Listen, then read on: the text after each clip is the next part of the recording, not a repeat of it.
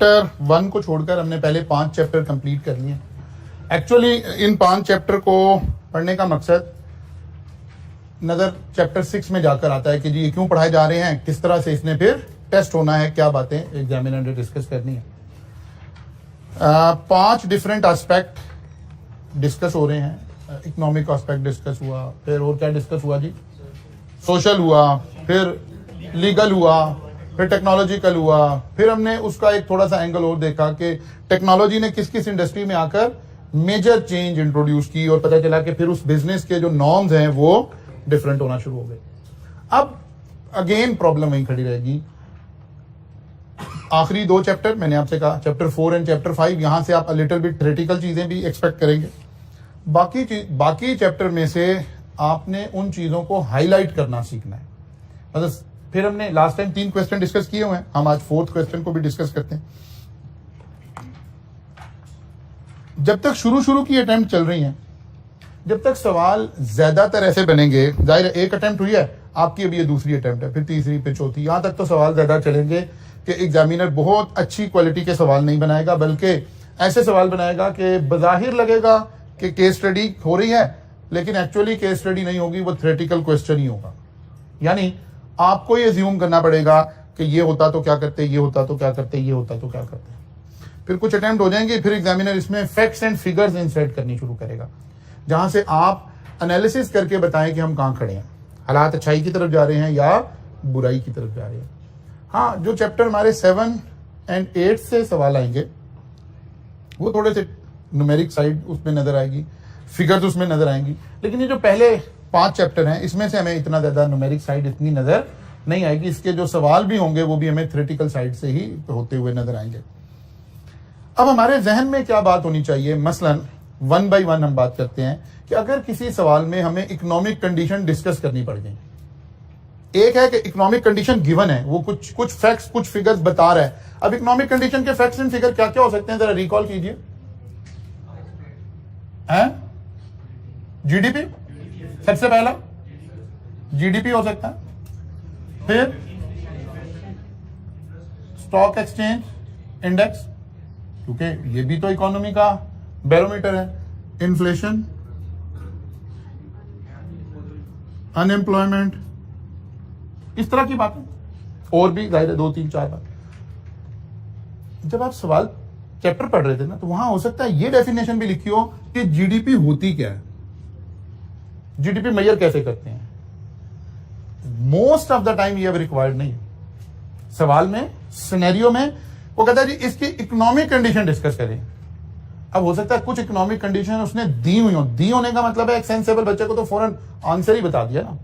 उसने कहा जी जीडीपी पिछले 2 सालों में ये चल रही थी, इन्फ्लेशन ये चल रही थी, फौरन पता चल गया कि यार ये बातें डिस्कस करनी है मैंने। एक है कि उसने कुछ नहीं डिस्कस किया और वो कहता है यार इकोनॉमिक कंडीशन डिस्कस करें। इसका मतलब है अब ये लिस्ट कहीं मेरे दिमाग में होनी चाहिए कि मैं उसमें एक किस्म का सवाल रेज करूं या ये पूछूं कि यार अच्छा हमें फोकस करना चाहिए, हमें बिजनेस डिसीजन लेने से पहले उस कंट्री की जीडीपी का ट्रेंड देखना चाहिए, रादर देन जीडीपी देखनी चाहिए। जीडीपी इतनी इंपॉर्टेंट नहीं है, उसका ट्रेंड इंपॉर्टेंट है, यानी इकोनॉमी अपवर्ड जा रही है या के डाउनवर्ड जा रही है। ठीक है, हमें ट्रेंड के ऊपर फोकस करना चाहिए। स्टॉक एक्सचेंज के इंडेक्स का ट्रेंड देखना चाहिए किधर जा रहा है, इन्फ्लेशन का ट्रेंड देखना चाहिए। अब ये बातें, अब इसको कहीं रटा लगाने की जरूरत नहीं है। फिर अगेन इस बात को समझने की कोशिश करें, उस खौफ से बाहर आए। जैसे अभी आप कह रहे थे जी पॉलिटिकल डिस्कशन करते हैं, सर क्या हो रहा है मुल्क में। आप सब अभी अगले 5 मिनट में अगर मैं ये डिस्कशन शुरू करूं तो आप बेहतरीन पॉलिटिकल एनालिस्ट भी बन जाएंगे, इकोनॉमिस्ट भी बन जाएंगे, रिलीजियस भी आप सबसे उम्दा बातें करेंगे, सोशली भी आप सबसे उम्दा बातें करेंगे। लेकिन अगर अभी क्लास में कह दें कि यार ठीक है हम ये डिस्कशन ओपन करते हैं, लेकिन करेंगे अंग्रेजी में, पेपर का मसला यहां खड़ा है सबसे। हो सकता है आइंदा आने वाले दिनों में कुछ नहीं ना, वो डिसरप्टिव टेक्नोलॉजीज इसीलिए पढ़ाई जा रही हैं। हो सकता है कुछ अरसे के बाद लोग जो मुल्क की बागडोर संभालने वाले लोग हैं वो कहें यार बच्चा पेपर ना बोल दिया करे, आके लिखा ना करे, अपनी लैंग्वेज में बोल दे, फिर आप बेहतरीन पेपर सब पहले अटेम्प्ट में पास हो जाएंगे। प्रॉब्लम लिखने में है, उसी से ही आप भागते हैं। मतलब अभी आप सोच लें कि जी इकोनॉमी कहां खड़ी है, क्या आपको नहीं पता पाकिस्तान की इकोनॉमी क्या खड़ी है, किसका क्या इंपैक्ट आ रहा है, किसका नहीं आ रहा, सब कुछ आपको पता है। वो जो आप रोज मेरे से पूछते हैं ना कि सर बताएं ना सवाल कैसे आएगा, उसकी प्रॉब्लम अंग्रेजी है। आप जरा पाकिस्तान की के सोशल फैक्टर डिस्कस करना चाहिए, पाकिस्तान के इकोनॉमी, किसी भी दुनिया के मुल्क, जो मुल्क का आपने नाम भी नहीं सुना था, आप उसके बारे में भी डिस्कशन करेंगे। क्या हम श्रीलंका के बारे में नहीं कर रहे, क्या हम यूक्रेन के बारे में नहीं कर रहे, क्या हम रशिया के बारे में नहीं कर रहे, क्या हमें ईरान इराक का मसाइल नहीं पता, क्या हमें अफगानिस्तान की बातें नहीं पता, हमें सारी पता है। प्रॉब्लम है अंग्रेजी लिखना। वहां से आप डर के फिर कहते हो सर ऐसे नहीं ऐसे था, ऐसे नहीं ऐसे था। तो कुछ बातें आपके जहन में हों। सोशल फैक्टर में क्या बातें करेंगे जी? सोशल फैक्टर का वाला चैप्टर देखें, स्लाइड देखें, आपको पता चले यार एजुकेशन डिस्कस करनी चाहिए थी, डेमोग्राफिक डिस्कस करनी चाहिए थी, लोगों की एज, लोगों का बाकी लोगों की परचेजिंग पावर देखनी चाहिए, उसमें ट्रेंड क्या है, कल्चर क्या है, नॉर्म क्या है, लोग चेंज को एक्सेप्ट करते हैं कि नहीं करते, लोगों के बिलीव्स क्या हैं। मतलब कोई टेक्नोलॉजिकल प्रोडक्ट की बात हो रही है और लोगों के बिलीव ये है कि जनाब जो व्हाट्सएप है, जो फेसबुक है, जो सोशल मीडिया है, ये तो दज्जाली मीडिया है, इससे बच्चों को बचाना चाहिए, इसको दिखाना नहीं चाहिए। ये तो डिफरेंट है। लोग चेंज को एक्सेप्ट करते हैं कि नहीं करते हैं। अब हो क्या रहा है, एग्जामिनर ने अगर तो वो ये डेटा बता देता है तो इसका तो मतलब है आंसर बता दिया उसने। वो कहता है जी फेसबुक के यूजर पहले इतने थे अब इतने हो गए हैं, या सोशल मीडिया के ओवरऑल यूजर इतने थे अब इतने हो गए हैं, टोटल कंट्री में पहले इतनी सिम्स थी अब इतनी हो गई हैं। ये तो पता लगना शुरू हो गया कि यहीं से तो मैंने बात पकड़नी है, आसान हो गया काम। अब वो क्या करता है, वो ये बताता नहीं है, वो कहता है इसका सोशल एनालिसिस करके बताएं। यहां आप फंस जाते हो। बार बार मैं कह रहा हूं, हमें हेडिंग्स के नाम याद रखने हैं। 2 चैप्टर है जहां उन चीजों को डिफाइन करके एक्सप्लेन करना पड़ सकता है, चैप्टर 4 एंड 5, तो उसे थोड़ा सा रटा लगा लें। बाकी चीजों में ओवरऑल ओवरऑल ओवरऑल ओवरऑल। फिर कहते हैं कि इसका लीगल बताइए क्या है, लीगल सिस्टम को वैल्यूएट करें। क्या वैल्यूएट करें? कंट्री में लॉज कौन से हैं, कंपनीज की फॉर्मुलेशन से रिलेटेड लॉज क्या हैं, एम्प्लॉयमेंट से रिलेटेड लॉज क्या हैं, मिनिमम वेज से रिलेटेड लॉज क्या हैं, किसी को रिडंडेंसी लॉज क्या हैं, और हेल्थ एंड सेफ्टी के लॉज क्या हैं, ठीक है ना, ये सारे चाइल्ड लेबर के लॉज क्या हैं, ठीक है ना। फिर एक लफ्ज और कहीं लिख लें, ये लफ्ज लिख लें, अगर कहीं आपको मौका मिल गया और ये लिखा है तो एग्जामिनर कहेगा अच्छा यार क्या बात है, बच्चों कोई बात नहीं। एक पढ़े सस्टेनेबिलिटी रिपोर्टिंग, एक लफ्ज लिखें सस्टेनेबिलिटी रिपोर्टिंग। आज हम दुनिया जो है वो ये लॉ ये लीगल सिस्टम में हम देखेंगे। अच्छा इसको हम सोशल में भी लाके कर सकते हैं। मसलन यूरोप में या बाकी जो सिविलाइज्ड वर्ल्ड है, आपको याद होगा हमने ये बात सुनना शुरू की कि आज से कुछ 15 साल पहले हमारी एक्सपोर्ट के ऊपर एक बड़ी प्रॉब्लम आना शुरू हो गई कि जो फर्स्ट ईयर की कंट्रीज थी, इकोनॉमीज थी, उन्होंने कहा कि यार नहीं आपके यहाँ चाइल्ड लेबर काम करती है, अब ये चाइल्ड लेबर रिमूव करें या हम अपने ऑर्डर आपसे कैंसिल करें। हमारी कंट्री में ये अवेयरनेस आ चुकी है कि कस्टमर ये चाहता है जब मैं कोई चीज खरीदने जा रहा हूं, कोई प्रोडक्ट खरीदने जा रहा हूं, तो वो इससे पहले कस्टमर इंश्योर करना चाह रहा है कि इस इंडस्ट्री में चाइल्ड लेबर तो नहीं है। मतलब वो ये शर्ट परचेज करने जा रहा है तो वो इंटरेस्टेड है कि पता चले इस शर्ट की मैन्युफैक्चरिंग में इस इदारे में चाइल्ड लेबर काम करती है। वो कहते हैं ये शर्ट नहीं खरीदनी, ये ब्रांड नहीं खरीदना, इसको साइड पे करें, इसके अलावा खरीदें। Social awareness. अब क्या हुआ, लॉज बनने शुरू हो गए। ये वो डिस्पर्टिव उससे ही बोलते, ये एक पहला काम था, ये बात आ गई।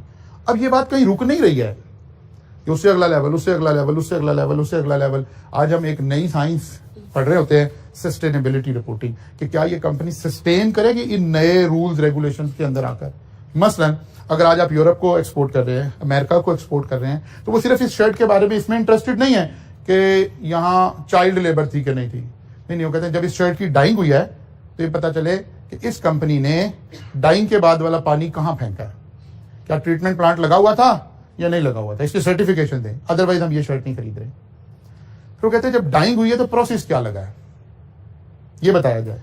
जो अगर वो एनवायरमेंटल फ्रेंडली प्रोसेस नहीं है फिर ये जितनी मर्जी अच्छी शर्ट है फिर हमें नहीं खरीदनी है।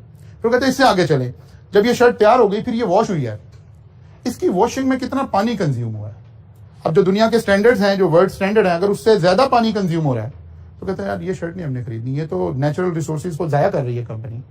इन सारे नई अवेयरनेस के लॉज को हम क्या कह रहे हैं, सस्टेनेबिलिटी रिपोर्टिंग। लीगल सिस्टम यहां खड़ा होने जा रहा है, स्टैंडर्ड्स बने। मतलब दुनिया में वर्ल्ड वाइड गाड़ी वॉश करने के लिए 1.5 लीटर पानी इस्तेमाल हो सकता है, हम यहाँ 100 लीटर से ज्यादा पानी इस्तेमाल करते हैं क्योंकि हमारे पास एक पानी है, बाकी तो कुछ है नहीं है। हम पानी जाया करना, हम बिजली जाया कर सकते हैं, ना गैस ज़ाया कर सकते हैं, है ही नहीं, ज़ाया क्या करनी है, ज़रूरत नहीं पूरी है। पानी अल्लाह ने हमें खुला दिया, लोग अब वो भी हमें पाबंदी लगा रहे हैं कि बताओ शर्ट पे पानी धोने में कितना लगाया। तो अब आप कहेंगे सर 1.5 लीटर की बोतल तो इतनी जैसे गाड़ी कैसे वॉश होगी? तो कहते हैं यार ऐसे थोड़े वॉश हो रही जैसे आप लोग कर रहे हो। आप लोग तो घर का गिराज कभी जरा खड़े होकर देखें, वो काम वाली कैसे वॉश कर रही है, वो झाड़ू नहीं लगा रही, पानी के प्रेशर से ऐसे ऐसे वो उसको वॉश कर रही है। ये मनाजिर इसी दुनिया में नजर आ सकता है, वर्ल्ड में और कहीं नहीं नजर आ सकते।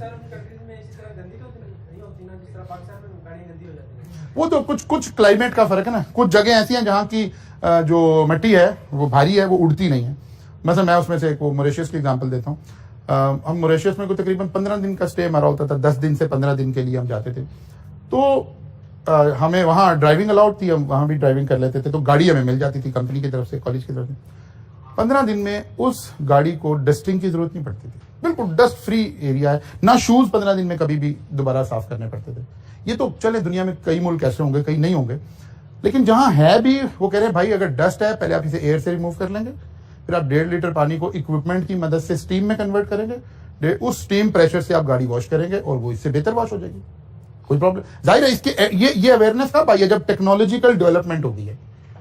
अब जब तक टेक्नोलॉजिकल डेवलपमेंट नहीं है जब तक तो आप वहीं खड़े हैं। अब ये सारी बातें, आज बिजनेस करना इतना आसान नहीं रह गया। अगर आपने दुनिया की पहली स्ट्रीम के लोगों के साथ काम करना है तो फिर उनके स्टैंडर्ड्स पे काम करना पड़ेगा। वहां अवेयरनेस ये है कि जनाब ऐसे नहीं करना। वो आपसे ब्रांड नहीं खरीद रहे। अब वो कहते हैं मार्क्स एंड स्पेंसर पाकिस्तान से बन के आया है तो इसने वॉशिंग रेशो बताया क्या है, नहीं तो मार्क्स एंड स्पेंसर वो खरीद लेंगे जो पोलैंड से आया है, जो कहीं और से आया है। हम इस रेशो के बगैर चीज नहीं खरीदेंगे। अब ये सारी सर्टिफिकेशन आनी शुरू हो गई हैं। जी बेटा आप कुछ पूछ रहे? मैंने कहा कहने लगा जो आपने शर्ट पहनी इस पे पानी कितना लगा है? क्या काम खराब हो गया? जी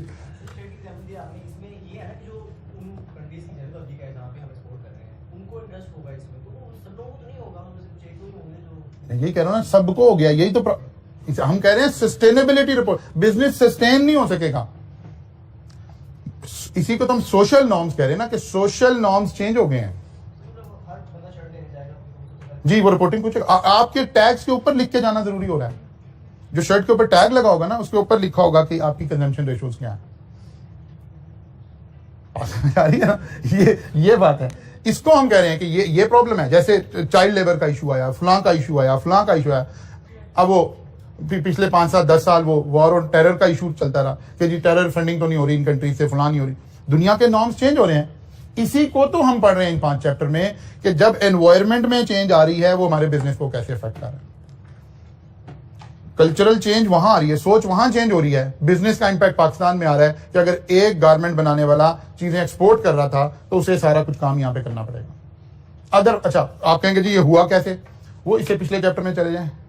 जब हमने ईआरपी सॉल्यूशंस दिए तो ईआरपी सॉल्यूशन ने क्या किया? सारे मैटर को इंटीग्रेट कर दिया। उसमें बाहर यूके बैठा हुआ आपकी फैक्ट्री की एक एक एक्टिविटी वहां से मॉनिटर कर रहा है क्या हो रहा है इंटीग्रेशन की। वो कहता है इसके बगैर मैं ले नहीं सकता। अगर आप मुझे शुरू में जब हमारे यहाँ चाइल्ड लेबर का इशू था तो उन्होंने इंडस्ट्रीज के अंदर, प्रोडक्शन हॉल्स के अंदर कैमरास लगवाए और कभी कंटिन्यूसली हम यहाँ से वॉच करेंगे अगर आपके यहाँ लेबर काम कर। जब हमारा ऑर्डर हो रहा है उसके ऊपर आपकी लेबर, चाइल्ड लेबर काम ना करे, बाकी कर रही है चले करते हैं। हर माशरे ने अपने कल्चर के मुताबिक बिजनेस करना है। हम चीजें इंपोर्ट कर रहे हैं। ईटेबल्स अगर पाकिस्तान में इंपोर्ट हो, चले आजकल तो हमने पाबंदी लगाने की सोची है, ठीक है ना। हमारे यहाँ सबसे मेजर इशू इंपोर्ट की स्टेज पे क्या होगा? हलाल है कि हराम है, सर्टिफिकेशन रिक्वायर्ड है। आप यूके में कहीं और एक्सपोर्ट करें, वहां ये सर्टिफिकेशन रिक्वायर्ड नहीं है। तो इसका मतलब है ये बड़ा अहम मसला है। हर जगह में वहां के नॉर्म्स बड़ा अहम मसला है, ठीक है ना। हमारे लिए हलाल हराम है। अब आपको ये तो नहीं कह सकता कि जी हमें कुछ को अवेयरनेस होगी कुछ को नहीं होगी। नहीं, सोशल नॉर्म्स का मतलब ही है कि सबको अवेयरनेस होगी। जब हम कहते हैं वहां सोशल नॉर्म्स चेंज हो गए हैं, इसका मतलब है पब्लिक एट लार्ज पर अवेयरनेस आ चुकी है। अच्छा जी चलिए आते हैं, 3 क्वेश्चन हमने पहले डिस्कस किए हुए थे। क्वेश्चन नंबर 4 को देखते हैं। चलो, जब हम इन रिसोर्सेज को कम कंज्यूम करेंगे तो जरूरी नहीं है हमारी कॉस्ट बच रही हो, बात जगह कॉस्ट ज्यादा आ रही होगी। मसलन आपने शर्ट की डाइंग हुई, डाइंग में केमिकल इस्तेमाल हुए, ये पानी हम उठाकर एज इट इज फेंक देते हैं। भाई कोई नाला है, वट एवर कोई भी है, या कोई इंडस्ट्री है उसने चलो नाले में नहीं फेंका, उसने एक बोर किया हुआ है वो उसके अंदर डाल रहा है। इन एनी केस ये पानी कहां चला गया? समुद्र में वापस चला गया। इसीलिए शहरों का सारा पानी कंटेमिनेट हो गया हमारा। मतलब आज से 15 साल पहले लाहौर में से टैप पानी पीते थे, टैप वाटर पीते थे, आज नहीं पी सकते। फैसलाबाद में नहीं पी सकते। ये इसमें नहीं, ये लाहौर के साथ ही आई है। बाबा बुल्ले शाह की नगरी कसूर नहीं पी सकते, क्योंकि सारी टैनरी वहां है। हर वो इलाका जहां इंडस्ट्री ऐसी है जिसका किसी केमिकल से ताल्लुक है, वहां पीने के लिए पानी आपके पास नहीं है। इसका मतलब है कि ये सारी चीजें हमारा अब वो रिक्वायरमेंट क्या आ रही है कि जी आप इसके साथ ट्रीटमेंट प्लांट लगाएं, पानी को साफ करके ये कंटेमिनेशन रिमूव करके फिर समुद्र में फेंकें, तो कॉस्ट तो बढ़ गई है, कम नहीं हुई।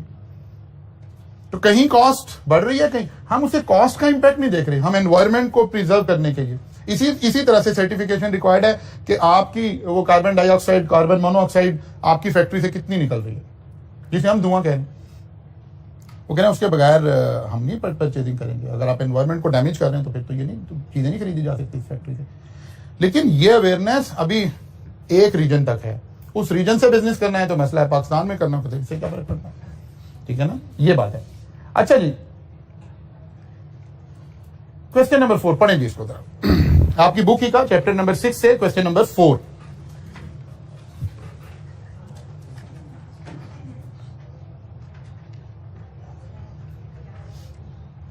क्वेश्चन नंबर 4,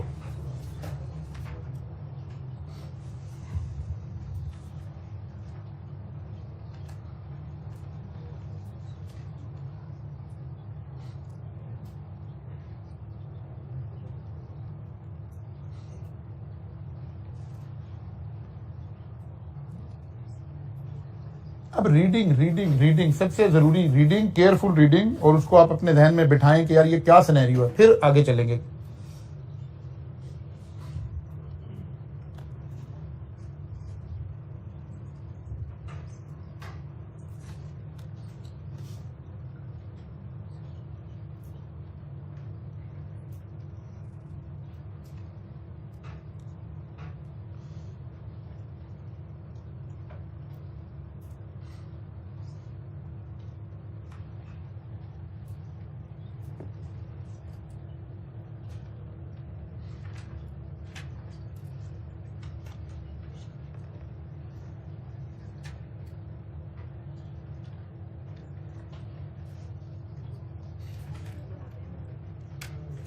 स्टेप नंबर 1, आपको पता चले इस सिनेरियो में ओवरऑल क्या डिस्कशन हो रही है, कितनी पार्टीज, कितनी कंपनीज या कितनी कंट्रीज आपस में इंटरेक्ट करने लगे। हो सकता है ये 2 कंपनीज की बात हो रही हो, ठीक है ना, हो सकता है ये 2 कंट्रीज की बात हो रही हो सकता है 2 लोगों की बात हो रही हो। तो सबसे पहले हमें आइडेंटिफाई करना है क्या इंपैक्ट डिस्कस होने जा रहा है। तो 2 लोगों का जिक्र हो रहा है, एक किसका जिक्र हो रहा है, इन्फोटेक का जिक्र हो रहा है। ये कंपनी है जो आईटी की प्रोडक्ट बनाती है, manufacturer of spare part of information and communication technology, एक इसका जिक्र हो रहा है। और दूसरा जिक्र किसका हो रहा है, हाईलैंड का, जो कि एक कंट्री है जहां पर शायद ये बिजनेस करना चाह रहे हैं, ठीक है ना। इसका मतलब है इन 2 का इंपैक्ट देखना है। अब देखना क्या है, कहां का इंपैक्ट होने लगा है। हो सकता है हाईटेक इस कंट्री से चीजें इंपोर्ट कर रहा होता, तो फिर हमें अपना जहन, अपना जाविया वो देखना है। करेंटली ऐसा नहीं हो रहा, बल्कि हाईटेक इस कंट्री में जाके बिजनेस करना चाह रहा है। जब तक ये वेरिएबल्स हम डिफाइन नहीं कर लेंगे ना, जब तक हमें समझ नहीं आएगी कि लिखना क्या है। Requirement, what are the element of the business environment that Infotech should focus on. वो कह रहे जिस एनवायरमेंट में आप बिजनेस करने का सोच रहे हो, इनको कौन कौन सी चीजों पर फोकस करने की जरूरत है। जाहिर है ओपन क्वेश्चन है, तो सारी बातें आ रही हैं। पॉलिटिकल भी डिस्कस करेंगे, लेकिन अभी हम नहीं डिस्कस कर रहे क्योंकि हमने वो चैप्टर अभी नहीं पढ़ा। तो हम कहां से शुरू करते हैं, इकोनॉमिक्स से शुरू करते हैं। सबसे पहले अब देखें, इकोनॉमिकल फैक्टर बहुत ज्यादा है नहीं, बल्कि शायद है ही नहीं। तब क्या करेंगे, अब वो वाली टेक्निक पे वापस जाएंगे कि यार इस तरह की बातें लिखें कि यार ये चीजें हमें देखने की जरूरत है कि जिस मुल्क में हम जा रहे हैं वहां जीडीपी की ग्रोथ क्या है, ओवरऑल पर कैपिटा इनकम क्या है। क्योंकि आप टेक्नोलॉजिकल प्रोडक्ट लेके जा रहे हो तो लोगों की बाइंग पावर में होगी तो खरीदेंगे। फिर अगर रिसेशन चल रहा है, अगर कोई और इस तरह के मामलात हैं, इसका मतलब है हमें हिंट नहीं मिला इस सवाल में से, ठीक है ना। अगर वो कुछ चीजें शेयर कर देता, सोशल के बारे में कुछ चीजें हमें यहां से शेयर हो गई हैं, डेमोग्राफी और चीजें, literacy rate, age, university graduates, यहां से कुछ चीजें नजर आ रही हैं। लिटरेसी रेट 75%, ठीक है, यहां से उसके कुछ नॉर्म्स नजर आ रहे हैं। इसका मतलब है ये वाली बात को पिक करना तो जरा आसान है। यहां एक बात उसने डिस्कस की है, उसके कम्युनिस्ट पॉलिटिकल आइडियोलॉजी, ये पॉलिटिकल फैक्टर में हमें मदद दे देनी थी थोड़ा सा इस बात में, लेकिन बाकी सारी की सारी बातें साइलेंट है। इसका मतलब है अब क्वेश्चन ये चाह रहा है कि हमें हेडिंग्स पता हो और हम उसे एज्यूम कर करके चल रहे हो। ठीक है, एक लफ्ज यहां डाइवर्सिफिकेशन का भी इस्तेमाल हुआ है कहीं पर। Infotech is exploring new market to diversify and expand its business. Okay, क्या लिखें जी फिर हम, किस में? Economical factor. While considering economic factors, Infotech should monitor key economic indicator of Highland in the recent years. हमने वो टर्म्स यूज करने की कोशिश की जो हम पढ़ कर आए थे कि what are the key economic indicator. Should, अब कहीं हिंट कोई नहीं था। दीज इंडिकेटर मे इंक्लूड, अब हम लैंग्वेज भी वही बता रहे हैं क्योंकि कंक्रीट तो गिवन नहीं है। अब हमने कहा may include gross domestic product and it's growth. GDP क्या है और इसमें ग्रोथ हो रही है कि डिक्लाइन हो रही है, ये चीज देखने की जरूरत है। हाँ है क्या बता नहीं सकते क्योंकि आपने तो बताई नहीं है। इसको हम कहते हैं अब इफ एंड बट वाला क्वेश्चन आ गया। अब यहां ग्रॉस डोमेस्टिक प्रोडक्ट डिफाइन करने की जरूरत पड़ रही है? नहीं पड़ रही है। नाम याद रखने हैं मोटे मोटे, वो जो बार बार आपको कह रहे हैं मोटी मोटी बातें डिस्कस करनी। Level of foreign direct investment, FDI जिसको हम बोलते हैं। फिर information, international trade balance of payment, सारे पाकिस्तान के मसाइल लिखने शुरू करें। Interest rate level and monetary policy, cost of product and service available in the country, यानी इन्फ्लेशन वगैरह, अनएम्प्लॉयमेंट, वही बातें जोड़ने वाले थे। अब कोई डाटा तो कोई नहीं अवेलेबल था। डाटा अवेलेबल होता तो थोड़ा लिंक करके बताते। वो कहता कि जी जीडीपी बढ़ रही है, हम कहते बड़ी अच्छी कंट्री है, जीडीपी बढ़ने का मतलब है लोगों की इनकम बढ़ रही है, पर कैपिटा इनकम बढ़ रही होगी, इसका मतलब है लोग आईटी की प्रोडक्ट क्योंकि नॉर्मली कॉस्टली है, नॉर्मली वो है, तो ये ज्यादा फेवरेबल बात है। हम ऐसे लिंक करते। वो कहते हैं इन्फ्लेशन वहां कम हो रही है, हम कहते अच्छा यार चीजें वहां सस्ती होंगी तो लोग चीजें खरीद लेंगे, ये हमारे लिए आ जाता। इन्वेस्टमेंट की पॉलिसी क्या है जी? वो ज्यादा इन्वेस्टमेंट फ्रेंडली है जी। वो में थोड़ा सा नजर आया कि उन्होंने कहा कि हम वो चाहते हैं कि यहाँ बूम आए।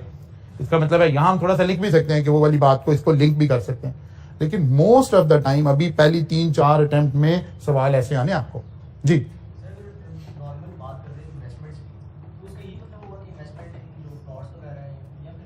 Foreign direct investment, industry plot, सारे हर चीज में आप अभी अब आहिस्ता आहिस्ता शुरू करें ना।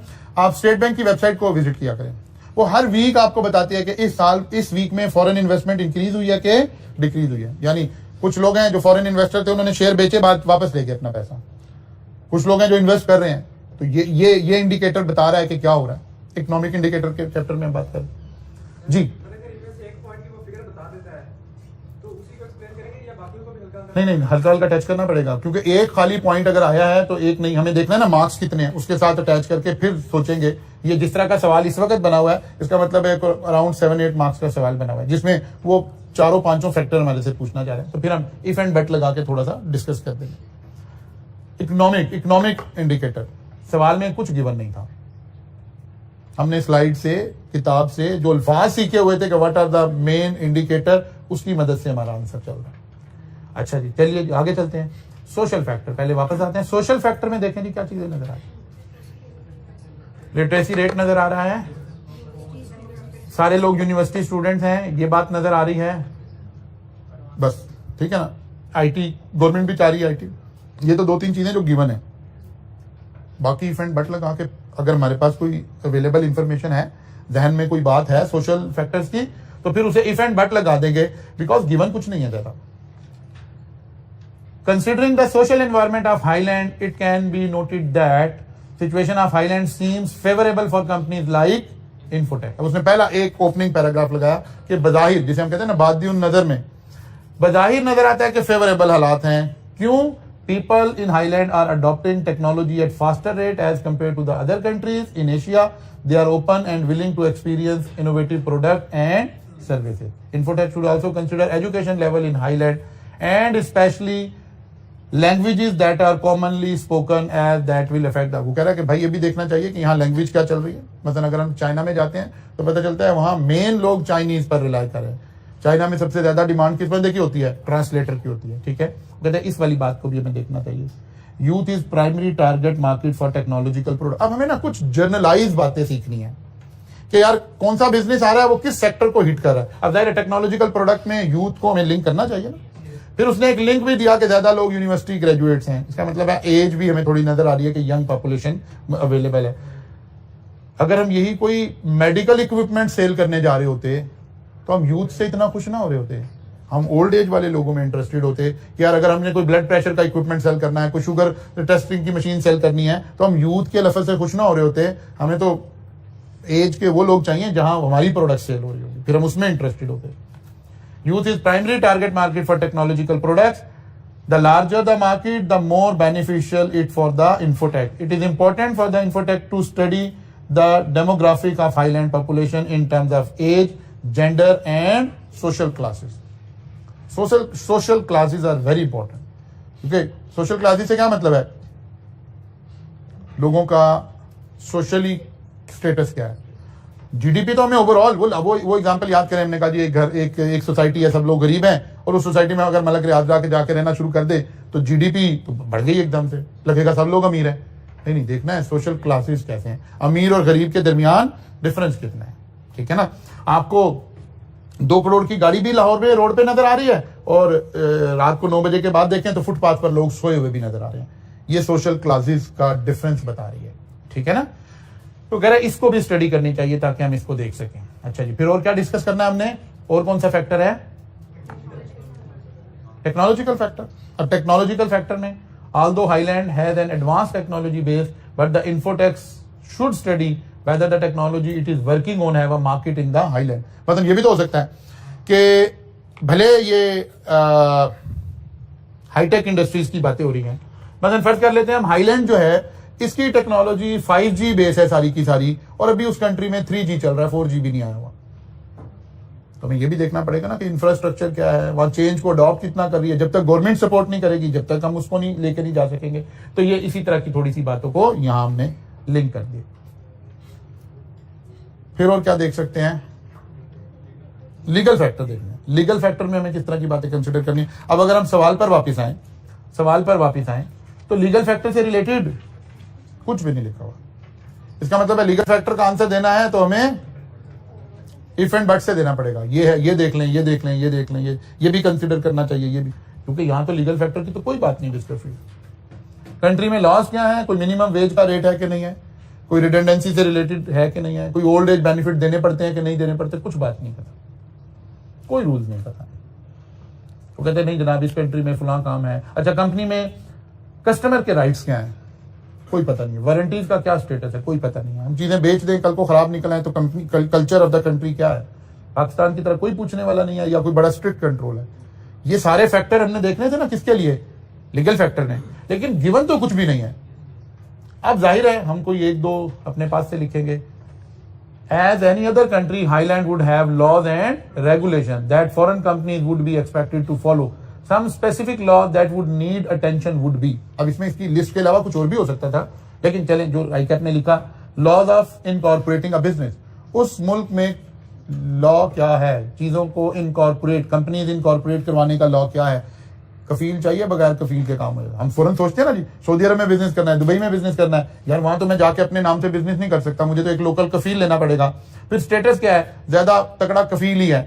लेकिन अगर मैं यूके जा रहा हूं और मैंने यूके में जाकर बिजनेस करना है तो नहीं, मैं जाके कंपनी रजिस्टर करवाऊं, मैं अपना काम खुद करूंगा, मुझे वहां का कोई लोकल अपने साथ एज अ पार्टनर लेने की जरूरत नहीं है। फिर पता नहीं वो मुझे कुछ अरसे के बाद, अब वैसे आपके साथ और आपके कॉन्सेप्ट को क्लैरिटी के लिए कि हम कैसे चीजों को देख रहे होते हैं।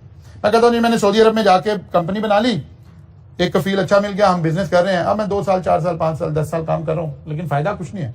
मैं बिजनेस कर रहा हूं, ओके डन, लेकिन मेरी इमिग्रेशन नहीं हो रही है, मेरे पासपोर्ट नहीं चेंज हो रहे हैं, मैं ये पाकिस्तानी कहला रहा हूँ। लेकिन अगर यही काम मैं यूके में जाके कर रहा हूं तो कहते हैं 5 साल के बाद हम आपके पासपोर्ट चेंज कर देंगे, आपको हम सेकंड नेशनैलिटी भी ऑफर कर देंगे। मींस सारी चीजों को हमने देखना है ना। बहुत सारे लोग हैं वो इसलिए यूके में जाके बिजनेस उन्होंने शुरू कर दिया कि यार अगले 3 4 5 साल के बाद हमारे पासपोर्ट चेंज हो जाएंगे, हमें यूके नेशनैलिटी मिल जाएगी। तो सारे लॉज रेगुलेशंस को देखना पड़ेगा ना। मुसलमान तो कोई ऐसा मुल्क नहीं है जिसकी नेशनैलिटी आपको मिल सकती हो। हम जिनको सारा दिन गालियां देते हैं, नेशनैलिटी भी हमें वही देते हैं। तुर्की देता है, मेरा ख्याल है कि नहीं देता, शायद हो सकता है, लेकिन मेजोरिटी ऑफ द टाइम नहीं मिल रही। अच्छा जी, आगे चलते हैं। तो लॉज ऑफ इनकॉर्पोरेशन क्या है? कंपनी खुद बना सकते हैं, अपने नाम से बना सकते हैं, कफील लेना है नहीं लेना है, ये लॉज देखने की। लेबर एंड एम्प्लॉयमेंट लॉज क्या है? मिनिमम वेज कहाँ खड़ी है, कितने लोग रखने हैं, उनसे कितने घंटे काम ले सकते हैं, इतने घंटे से ज्यादा काम नहीं ले सकते जी, इनके ये लॉज हैं, ये लॉज हैं। कॉपीराइट, पेटेंट एंड लाइसेंसेस का क्या स्टेटस है? पता चले जी आपकी सारी प्रोडक्ट वहां कॉपी हो गई है, वहां तो पूछने वाला कोई नहीं है, लाइसेंस कोई नहीं है, ये सारा कुछ हो गया। या आप कॉपीराइट मटेरियल लेकर वहां पहुंचे थे तो पता चला जाते ही पकड़े गए, वहां तो आपके ऊपर केसेस बन गए। तो हमें ये सारा कुछ दोनों एंगल से देखने की जरूरत है। Insurance and regulatory cost, insurance की कॉस्ट क्या है, रेगुलेटरी कॉस्ट क्या है, यानी कंप्लाइंस की कॉस्ट क्या है, एससीसीपी की, जैसे पाकिस्तान की लैंग्वेज में बात करें, एससीसीपी की एनुअल फीस कितनी जाती है, फलां की एनुअल फीस कितनी जाती है। इंटरनेशनल ट्रेड रेगुलेशंस क्या है, क्या मैं वहां पैसा कमाऊंगा, वो पैसा कमाने के बाद इसे पाकिस्तान में ट्रांसफर करने पे कोई पाबंदी है कि नहीं है, वहां टैक्स के लॉज क्या हैं। इंटरनेशनल पेमेंट रेगुलेशंस क्या है, पैसा मैं वहां से यहाँ लेकर आ सकता हूँ कि नहीं लेकर आ सकता, यहां से वहां लेकर जा सकता हूँ कि नहीं लेकर जा सकता। ये सारी बातें देखनी पड़ेगी ना लीगल फैक्टर कंसिडर करते हुए। मुझे बहुत सारे लोग सऊदी अरब में, दुबई में, मिडिल ईस्ट में यहाँ जॉब्स कर रहे होते हैं। वाई? इस सारे रीजन में कहीं टैक्स नहीं है, आपकी इनकम के ऊपर, सैलरी के ऊपर कोई टैक्स नहीं है। वहां से पैसा पाकिस्तान भेजने पे कोई पाबंदी नहीं है, आपने जितने पैसे कमाए आप सारे पैसे पाकिस्तान भेजने में कोई इतराज नहीं है। लेकिन अगर आप यूके में और आप कनाडा में, आप इन कंट्रीज में, यूएसए में हैं, वहां आपको रफली 50% ऑफ योर इनकम तो आपके टैक्स में कट जाएगी। फिर रिमेनिंग इनकम आप सारी पाकिस्तान नहीं भेज सकते। क्या करें? वो तो चले पॉलिटिकल, हम ऐसे ही देते हैं गालियां। इन्हीं की एम्बेसीज के बाद सबसे ज्यादा रश लगा हुआ है, गालियां भी हम ही नहीं दे रहे हैं, इन्हीं की एम्बेसीज के बाद सबसे ज्यादा रश लगा हुआ है।